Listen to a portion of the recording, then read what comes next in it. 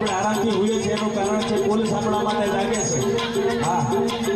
કારણ કે કલાકારને પોલીસને બહુ બને તો સર